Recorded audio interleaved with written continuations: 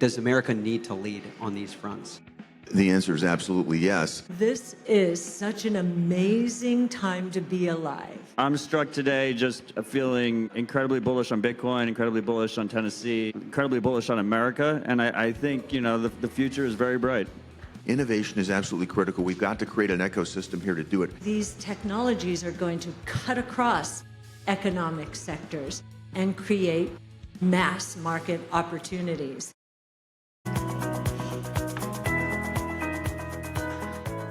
Senator, welcome home. Oh, thank you, Rod. It's great to be home. Absolutely. I could have been here earlier with you today, but we had some histrionics on the floor of the Senate that required me to stay over an extra day.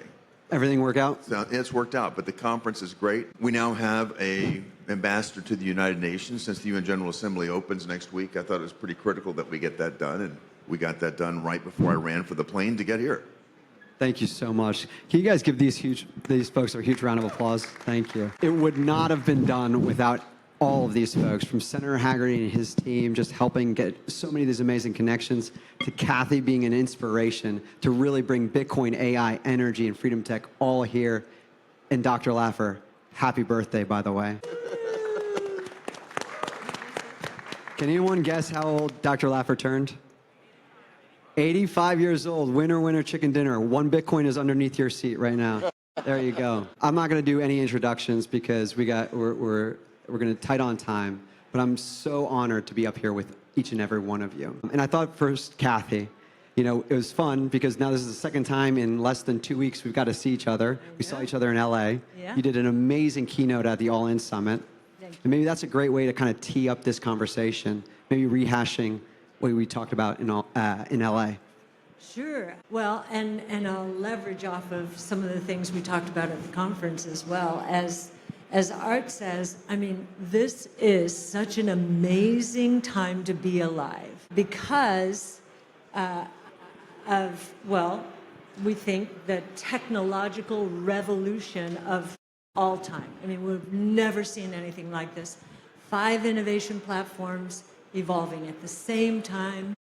You have to go back to see anything like this. You have to go back to the late 1800s, early 1900s, telephone, electricity, internal combustion engine.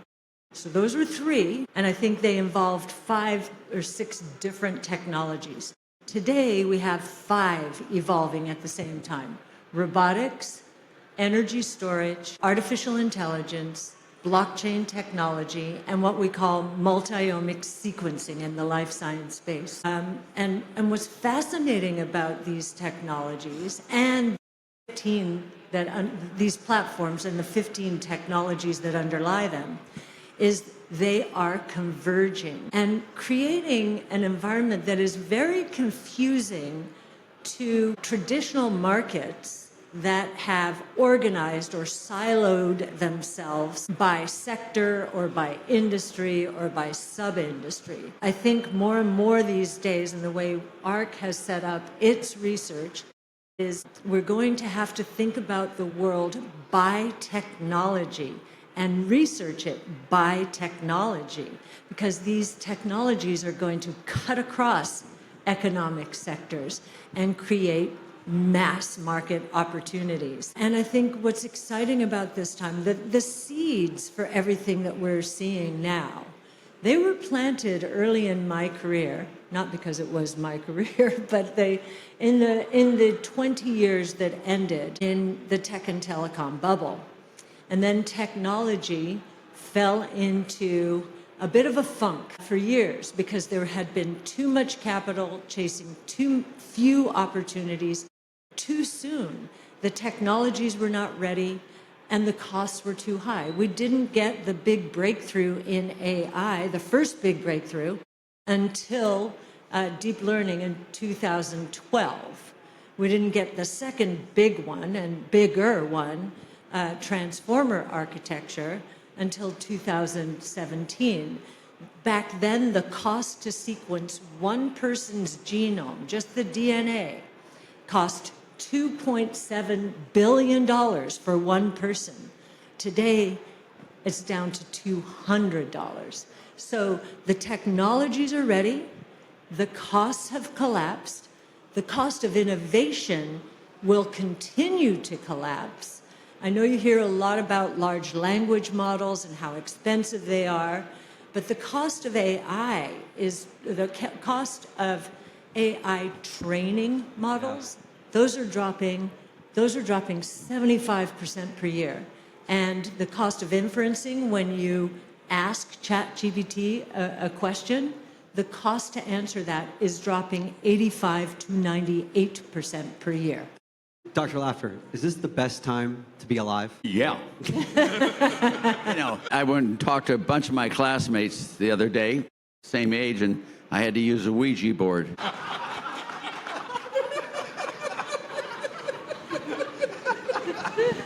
He's good. So besides using the Ouija board, that was good. You stumped me on that one. Damn, I'm going to use that. Matt, let me ask you, is this the best time to be alive? Yes, absolutely. I mean, what a way to close out the day, right?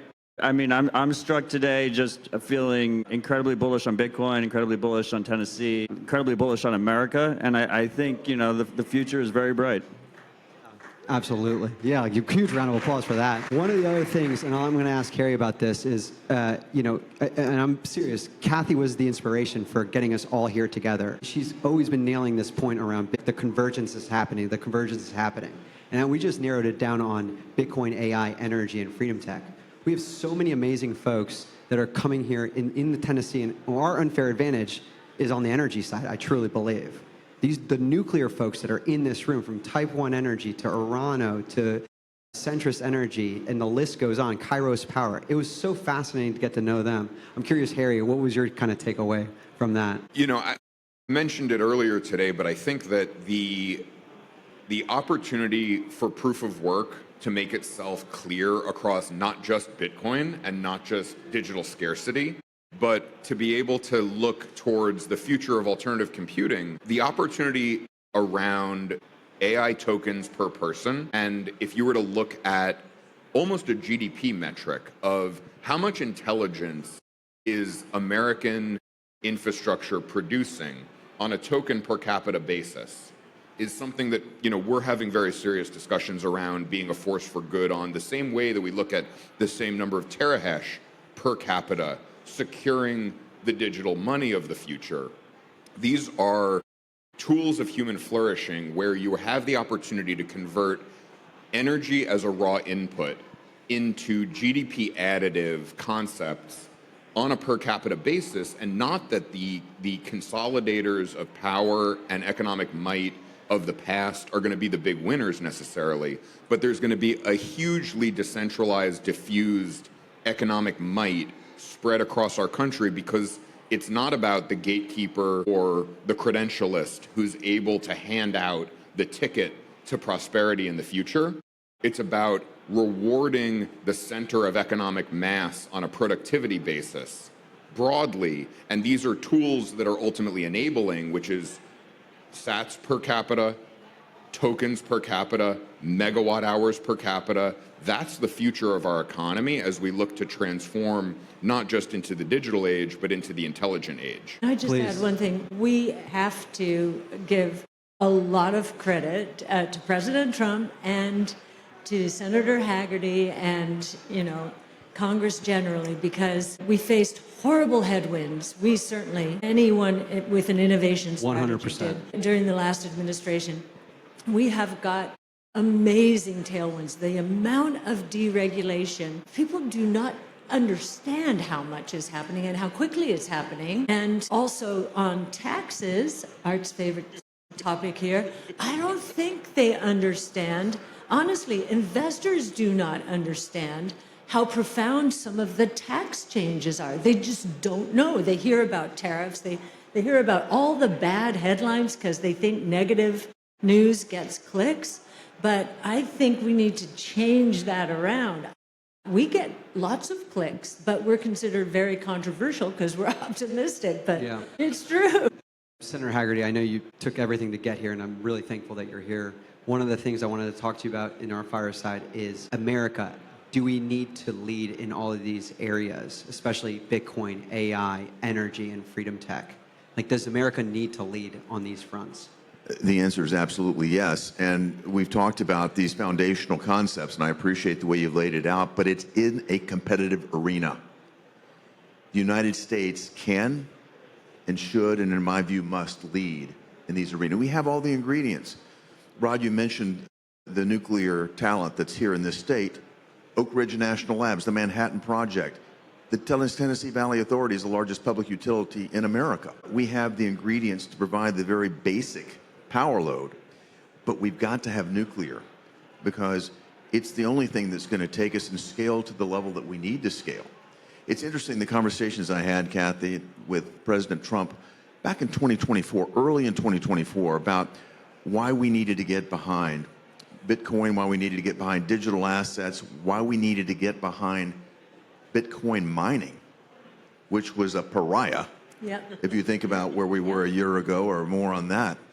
And we have used effectively Bitcoin miners in Tennessee to cost justify the build out of the infrastructure that's going to be necessary not only for where we want to go with digital currencies, but that infrastructure is going to be absolutely critical when we think about AI, when we think about quantum computing. That's a major step in the road to get there. And think about how beautiful this cost-justifying technology is. Bitcoin miners have a perfectly elastic demand, meaning they can shut down anytime you want them to. It's like surge capacity for the system. A manufacturer can't do that. A manufacturer can't shut down. A Google data center can't shut down. But a Bitcoin miner can. And by attracting them to Tennessee, guaranteeing that sort of financial resource to cost justify the build-out has allowed us to basically move faster in terms of building out our infrastructure, at the same time having additional surge capacity, because if there is going to be a storm, bad weather, brownouts, you name it, those guys can shut down immediately and give us that additional capacity. President Trump got his head around it, I think, early on. And you've seen the impact of this as he's come into office, a dramatic change. That opened the door for me to pass the stablecoin legislation that everybody here has been so supportive of.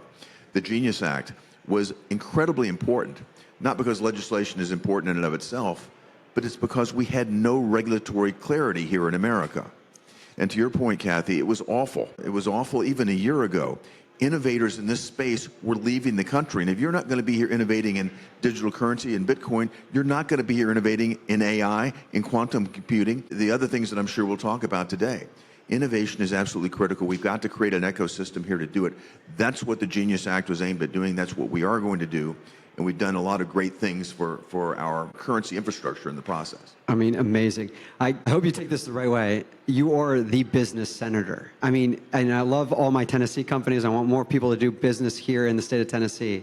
But for my friends that live outside of Tennessee, you guys should just talk to this office because they just get it. I don't think I could articulate even Bitcoin mining as well as you just did. That's just... Me either. But I will say this, and to Cathie's point that she just said, it's so refreshing that we just finally have some support. I mean, it's like the fact that we can just talk with your office, that the Senator Lummis's of the world, the Senator Blackburns of the world, they actually want to just engage and lean in to say, how can we help? I don't know, Dr. Laffer, from the time in history, has there been more alignment in terms of high growth industry as well as in the government sense? What you've got is you've got a government, Trump especially, who likes business, who thinks it's proper, who doesn't think it's immoral, doesn't think business is there only to redistribute. And Trump puts the layer of confidence over the whole process, and he's got a team there. Bill was the key person in employment. You headed all the employment thing for Trump in his first term and did all that. I mean, that just set the tone there for the system, and it's working beautifully. We were down there in El Salvador with Bukele and the whole team there. I'd much rather be in Tennessee. And I don't want to go down there to have to do the mining because you got a volcano. Right. You know, in the data centers. And to Senator Hagerty's point, and I'm curious to Harry's perspective as well as Matt's, we have such an unfair advantage here in the state of Tennessee. We have the Tennessee Valley Authority. We have an amazing mix of different energy sources. It's taxes. Working is a lot more fun with lower taxes, and we are the single lowest tax state in the nation. And you want to see this place ruined, let them raise property taxes, let them put in an income tax, and it will be a disaster. It's not the TVA. It's the structure of government allowing people to profit by their own actions and being held responsible for and being able to earn it. Absolutely. I guess my point is around the energy mix as well as energy opportunities for miners as well as AI data center infrastructure to come in and invest insane capital, create amazing jobs, create amazing opportunities across the board, better than any other state, especially other states where they're thinking you're a criminal or whatever else have you. You're boiling oceans, maybe. I don't know if there's any oceans near Illinois, but whatever. Did I tell you about that, about Illinois? You talk about Illinois. Did I tell you about the family I please tell me. overheard? I heard this guy, it was at the convention center there, and these two guys were talking, and the one guy said, did you hear about the Tennessee family? Their whole family, all of them got together, cousins, everyone. Did you hear about this? And they moved to Illinois? The other guy said, well, no, I didn't. And he said, and you never will. That's so good. Matt, can we continue on the regulatory side, if you don't mind? Because I'm curious. Senator Hagerty, great job on the Genius Act. Honestly, can we give him a round of applause for that? Thank you. And a lot of support here, Rod, a lot of support from you, your friends, a lot of support in this room. Industry was behind us. They understood the imperative. Had we not done it, had we not done this, we'd have a continued flow of innovation from America. We would be left out of the digital currency arena. And you think about where the dollar needs to be in digital currency. We need to be leading. Now what we've done is stimulated demand for U.S. Treasury securities because every digital dollar has to be backed up one for one with the Treasury security. But we've also ensured that the United States dollar remains the reserve currency of the world. That's a posture, a position of strength back to the competitive dynamics that I have to deal with every day. It's absolutely critical. And by the way, there are a couple of side benefits. When you move into the digital currency arena, you move off of a very clunky system, a clunky payment system that was built back in the 1970s and 80s. And you all know this. Anytime you do some sort of transaction, it takes 5 to 10 days to clear it. What happens during those 5 to 10 days? You've got counterparty risk, meaning the person on the other side of your transaction, they could go bankrupt. You've got currency risk if it happened to happen offshore. That all can take place over that period of time. And think about the working capital that is tied up in the system waiting to clear that could be in the bank accounts of the entrepreneurial businesses here in America developing the economy further. All of that gets fixed when you move to the blockchain because the transaction becomes almost instantaneous. So the hell with 5 to 10 days. You get to almost instantaneous. You take out currency risk, you take out counterparty risk, you put the working capital back in the system, and by the way, you maintain the dollar as the lead currency in the world. What's not to love about that? Well, let me fire back at you, Bill. What we need is a monetary policy that is a price rule that gives us stability. And how do you propose doing that? I mean, that's what I really think Paul Volcker understood, how to stabilize spot commodity prices and leave for price stability. But I am very worried that we would lose the reserve currency of the world if our currency turned to crap. Well, and that's the one thing we cannot afford. And that almost happened totally under Biden. I don't think you'll disagree with this one point. The first step in our monetary policy is to get back to the mandate. Joe Biden comes in and starts issuing other mandates where equity needs to be one of the requirements, where the Fed has created these climate activism rule sets. That's not part of their mandate. When you've got the San Francisco Fed writing papers on climate control as opposed to managing SVB and letting it go bankrupt, you've got a real problem. They need to get back on their game. They need to get back into their lane, and they need to stop trying to convince other people to do what they want socially. That's our purview, the legislative purview. This is not the role of the Fed to be tripping into social and political Can I push you one step further? I'm disagree with you just a little bit. It's not that they are doing the wrong things, it's they're doing things. That's true. They've got 400 PhD economists. What the hell, one economist can ruin more than anything you can imagine. Exactly. And they got I do 400 not destroyers understand sitting that. there. Oh, I mean, man. really seriously. You've got a Couldn't great agree point. more. The story I told in the message back there is private monies really matter. The whole thing of Bitcoin and stablecoin and all this stuff, this is where the Fed should be allowing those systems there to keep the U.S. the center of the process, not that the Fed, no government can create a competent currency. They can't. You need the private competency there with a price rule there. That is, I would just almost, I mean, forgive me for saying this, I'm supposed to be a PhD in upper thing, but abolish the Fed. And I think I agree completely. you do, know Cathie. I do. But She was well trained, wasn't she? I was well trained. The other thing I would say, though, in terms of the dollar, there are two things. One, I think the policies that we put in place, the deregulation, the tax reform, bringing it back again, letting the markets work, all of that. I think the returns on invested capital in the United States are going to go up relative to those in the rest of the world. That's going to be dollar positive. That would be dollar positive. And the other thing that I think is going to go on, this is going to confuse the Fed. The 5 platforms that I mentioned earlier, they're all highly deflationary, massively deflationary. I mentioned what AI costs are doing every year. So I think if we're right on these technologies and the kind of productivity growth they're going to generate and real GDP growth and wealth, I think we're going to be shocked at how low inflation goes, unless the Fed really messes You're it up. right, but you need it with a stable coin. Yeah, well, And the stable coin should be the U.S. dollar. It really should be. And that's the way you can do it. What you want is something that you know what the price of this thing will be from now and forevermore, so we can do long-term contracts, and I know what the value of each unit is going to be. You do 1 year, 2 years, 5 years, 15, 25 years out. That's how you get a long-term capital market, which really creates the prosperity. And when you have hyperinflation 1 year and then decline, it just doesn't work. We need a stable coin that stabilizes with regard to a packet of goods and services. Yes. And Dr. that Laffer is said- easy to do. Dr. Laffer said it needs to be the U.S. dollar, and now it is. yes, but we Now have it is. another interesting, and I don't know if you want to go here or if you want to go Please, here, but this is Brainstorm. Keep going. so Art and I had this discussion because one of the things, I'd love to get your take on this, Senator. One of the things that issuers of stable coins cannot do is allow interest, pay interest, right? There's kind of a backdoor way into it through rewards. And so Art was saying that we should be able to pass it through if we really want a truly stable coin, because it mirrors what's going on with inflation, right? So really does keep purchasing power stable. Do you know what I mean? Yeah, well, No, they I used to certainly- use it in gold clauses in contracts that was made illegal in 1933.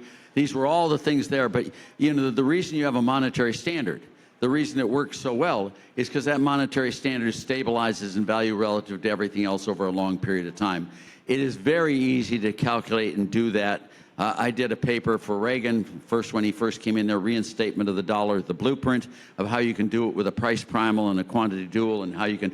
They're very easy. The British ran it with regard to gold with the Bank of England, the old lady of Threadneedle Street. They ran it for 2.5, 3 centuries. I mean, this is doable, and it needs to be done in innovation. And it's very hard to do it unless you have the government on a price rule, period. And as long as they control the quantity, and these yahoos go in there and try to lower interest rates, raise them, they're not there to change interest rates. Paul Volcker understood it perfectly, and that's what we need to do. And we can do it. And it needs a lot more transitioning than just talking about it being a Republican Fed or a Democrat Fed. These guys don't know how to do it. Now, there's one guy who's being considered who does know how to do it, is Kevin Warsh, but he's a real specialist here. But it's really a very serious issue that can be handled quickly if you get the right people in there. It's just recreating a monetary standard. I would love to get a copy of the paper that you wrote for Reagan, and I know your team does a great job of maintaining those. I'd love to post it on my Senate website, because I think it would be a great education. Well, I'll get you the thing. It's called a reinstatement of the dollar, the blueprint. What I wrote for Reagan, I did that based on price primals and quantity duals and how you do it, and how you have moments of judicious suspension of convertibility, then resetting. I mean, what you really need to do is get a coin that reflects the consumer bundle. That's what you need to do. And that would be the perfect monetary. And that's what you do by defining what a dollar is. A dollar is a certain bundle of goods and services. And once you do that, you can really do the system. And it ain't, as they say, as Larry Gatlin says, it ain't rocket surgery, guys. One thing I might add, Rod and Cathie, if it's okay, is to talk about what the Genius Act and the stablecoin isn't. It is not a central bank digital currency, nor will it ever be. Right. Thank you. And how so? Because that was a fear of a lot of folks to say this is the back door of it, the CBDC in the United States. Yeah, we built rules of construction in it. The Fed cannot do this. The Fed cannot issue it. We've been talking about the Fed getting outside of its lane. This is definitely not within the purview of the Fed. This is certainly something that some of my colleagues, I'm thinking of Elizabeth Warren, would like to see, because Operation Choke Point 2.0, 3.0, 4.0 can just go on ad infinitum. Pick your industry that they don't like. One of my friends runs the largest private prisons firm here in Tennessee. It's the largest private prison firm in America. He got debanked. Wonder why. They didn't like it. We're going to have a situation where you're going to have your own self-custody. We will not have a central bank digital currency. This is going to be freedom personified. All right. Matt, anything else to add on top of that? I'm just still stuck on, I also support lower taxes and ending the Fed. That would be awesome. Do you know what government spending as a share of GDP was like in 1910? 3% of GDP was government spending. Come on, guys, we don't need 42, 44% today. Government is in way too many industries, way too many things there. That's right. It is true. There are downsides to private running. Sometimes you get crooks. Sometimes you get people bad decisions. But there's no decision worse than having the government take over the industry. That's right. 100%. And I know we're going to have to wrap here shortly. So I'm curious, just maybe, Cathie, again, thank you so much for being here. Thank you, everybody, for being here. One more huge round of applause for these folks. Thank you for inviting us. Thank you. Absolutely. Where do you see kind of like, we're here, let's say 10 years, this beautiful place is still around. We're coming for the 10th anniversary of Imagine If. We're all here. Dr. Laffer is still, by the way, before I go into this, quick tangent. How do you do it? How do you have all this energy? I've always been optimistic, and I've made a vow to myself that after the Trump administration, with people like Bill and all this going, I think we're going to have the greatest boom, the greatest prosperity ever for the next 40 years or so. So I made a vow to myself, I'm going to have to live that long to make sure I enjoy it, which I'm going to. Amen. And can I tell one story? I mean, Bill knows. We're not turning off your mic. Well, I have 6 kids, as all of you guys know. I brag about it all the time. And my number 4 worked in the George H.W. Bush administration as an intern in the vice president's office with Bill Hagerty, who was in that office back then. You know my Rachel? The first person who came to my door when I moved to Nashville, because of taxes only, was Bill Hagerty. Knock, knock, I'm here. He's wonderful. Cathie knows my daughter, Rachel. My daughter, Rachel, was born in 1973, and about 3 years ago, she was diagnosed with 4-stage metastatic melanoma. And I don't know if any of you know 4-stage metastatic melanoma. It's a killer.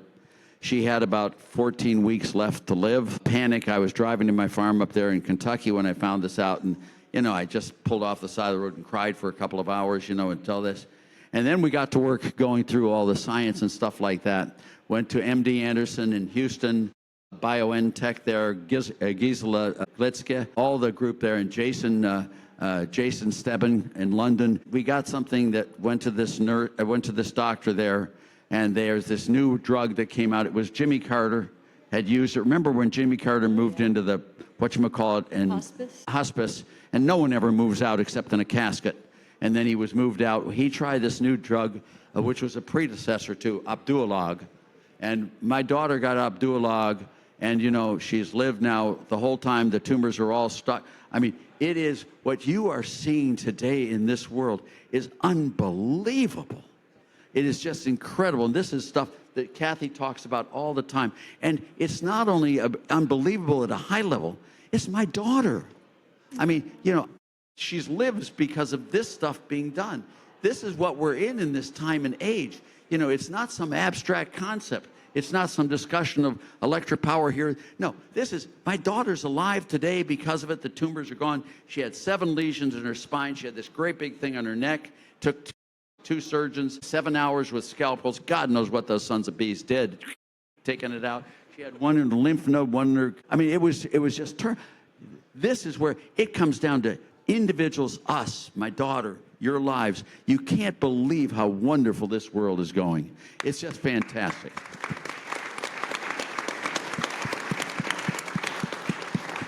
maybe just thank you for sharing that, Dr. Laffer. That's amazing. Because like expanding on that, Cathie, and then maybe one round to close out. Are we going to live to 200, 300 years old? Yes. Well, you're living proof. You're going to outlive me, but I'm curious, Cathie, like, what's the future look like in, let's say, 10 even years? So I think the biggest surprise, this is broadly, right? If you look at the period, the 400 years between 1500 and 1900, so remember I said that was the last time we had anything like this. 400 years prior to that, there was really very little innovation. And the best we can tell, real GDP growth, our chief futurist, Brett Winton, worked with academia to figure this out. Real GDP growth averaged 0.6% globally per year for 400 years. Then we had the Industrial Revolution. The growth rate globally stepped up to 3%. That was a five-fold step up in the growth rate from 0.6 to 3. We are saying that we believe real GDP growth is going to accelerate thanks to all of the things that we've just talked about, supported by this administration, into the 7% plus range per year. And that inflation is going to surprise on the low side of expectations. So that frames, I think, what Art just discussed, and we have numbers to support it in terms of the productivity growth that these new technologies are going to generate. And in doing so, they'll make the world a better place. Rod, I don't know how long we're going to live in the future, but my job in the United States Senate is to make certain that we live it in a world where freedom and liberty are at the fore, and the opportunity for prosperity is our opportunity that we can pass on to our children and our grandchildren, which means the United States model has to win, which means we've got to realize we're in a competition, which means we've got to put all of our effort in supporting the technologies that Cathie's described, putting the right financial environment in place that Dr. Laffer described to make certain that this nation remains the most competitive in the world. And if we do that, people will be here, they will thrive here, they will innovate here, and we will have freedom and prosperity and liberty for generations to come. And can I just add a little thing to Bill? Bill, it's not only that the American model survives, but the American model stays true. And we do have a lot of problems internally. If any of you noticed, the previous administration had some problems. We need to keep the American model right, and then we need to win because we do it correctly, period. Well, I don't think Harry or Matt, anything else to close on, please? Yes. The rather than look forward, I think it's worth looking back. My great-granduncle, Anton Sudock, came to America to flee pogroms in Eastern Europe and landed on Ellis Island. And when he arrived at Ellis Island, there were two choices for what he could make of his life. Choice one, he could be a farmer. Choice two, he could be a laborer. And so if he could have survived till today to see his great-grandnephew and the stage that he's on and the people he's had the great fortune to speak with and work alongside, he would say that the American dream outperformed and outkicked its coverage. Very well said. Can you give these fine folks a huge round of applause? I just want to say thank you so much. Matt, anything else other than you're super bullish? Yeah, I agree with all of you. I'm incredibly bullish. Love you all. Thank you. One more huge round of applause, everybody. Cheers.